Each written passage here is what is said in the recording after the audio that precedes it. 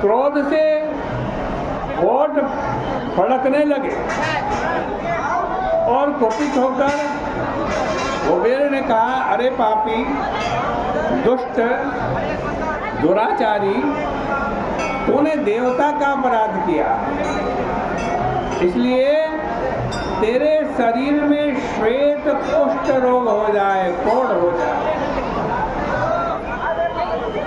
और जिस स्त्री के प्रेम में फंसकर तो भगवान शंकर की सेवा भूल गया, उस स्त्री से तेरा हमेशा हमेशा के लिए वियोग हो जाए। श्राप मिलते ही हेमवाली गिरकर नीच गति को प्राप्त हुआ, कुष्ठ रोग से पीड़ित हो गया। ऐसे भयंकर वन में गया जहाँ पर न अन्न मिलता था, न जल मिलता था, न दिन में सुख था और न रात में नींद आती थी। छाया में शीत से और धूप में गर्मी से पीड़ित रहता था। लेकिन भाई उसने भगवान शंकर की पूजा की। जीवन में और काम करो वो व्यर्थ हो सकते हैं।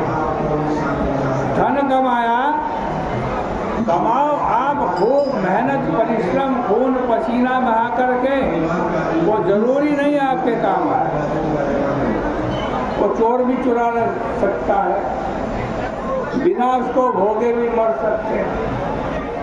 लेकिन जो भगवान की सेवा है, पूजा है, एकादशी के व्रत का जो पुण्य है, गंगा जी में स्नान करने का जो पुण्य है, शंकर जी की सेवा का जो पुण्य है, वो कभी व्यर्थ नहीं जाता। अभी नहीं मिलेगा तो अगले जन्म में मिलेगा। इस हेमवाली ने शंकर जी की पूजा की थी। उसी पूजा के प्रभाव से उसकी स्मरण शक्ति दूर नहीं हुई। पाप युक्त होने पर भी उसको पहले का कर्म स्मरण बना रहा।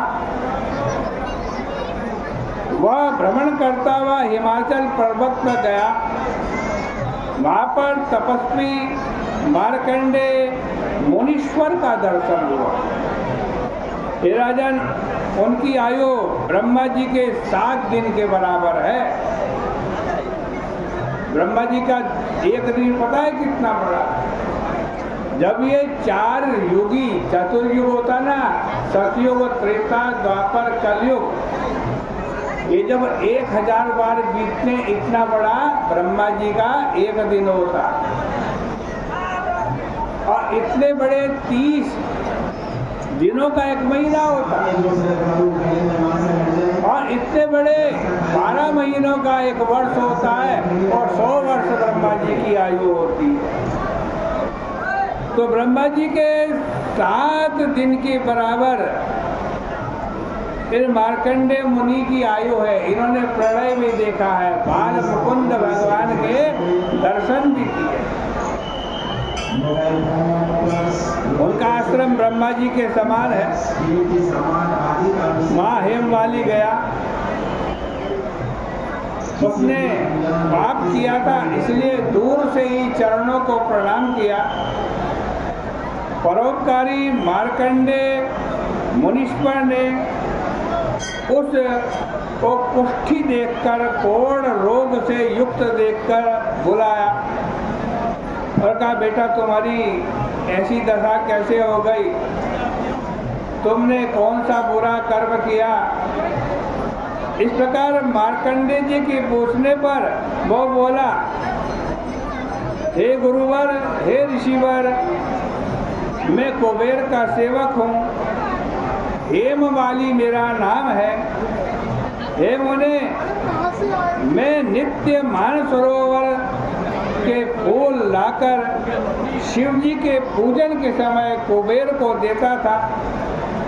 एक दिन मुझे देरी हो गई, क्योंकि कामदेव के वशीभूत होकर मैं अपनी स्त्री के साथ विषय भोग में लग गया। हे मुने, फिर कुपित होकर कुबेर ने मुझे शाप दे दिया, मेरे शरीर में कुष्ठ हो गया और स्त्री से वियोग हो गया। अब कोई पुण्य मेरा उदय हुआ है जिसके कारण आप जैसे संत का दर्शन हुआ है। सज्जनों का चित्त स्वाभाविक परोपकारी होता है, इसलिए हे मुनि श्रेष्ठ मुझ पापी को उपदेश दीजिए। मार्कंडे जी ने कहा, तूने सत्य कहा, झूठ नहीं बोला, इसलिए शुभ फल देने वाले व्रत का उपदेश करता हूँ। तो आषाढ़ महीने में कृष्ण पक्ष की जो योगिनी एकादशी है उसका व्रत कर। इस व्रत को करने से निश्चय ही कुष्ठ रोग दूर हो जाएगा। मुनि के वाक्यों को सुनकर उसने पृथ्वी पर मुनि को प्रणाम किया। मुनि ने उसको उठाया, वह बहुत प्रसन्न हुआ। मार्कंडे जी के उपदेश से उसने यह उत्तम व्रत किया। इस व्रत के प्रभाव से वो देव रूप हो गया, स्त्री से उसका मिलाप हो गया, अच्छा सुख मिला।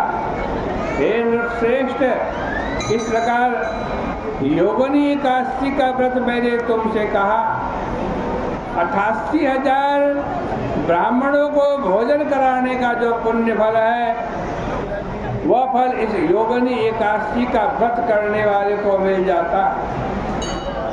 हे राजन, बड़े पाप को दूर करने वाली और बड़े पुण्यों का फल देने वाली आषाढ़ कृष्ण एकादशी का व्रत मैंने तुमसे कहा।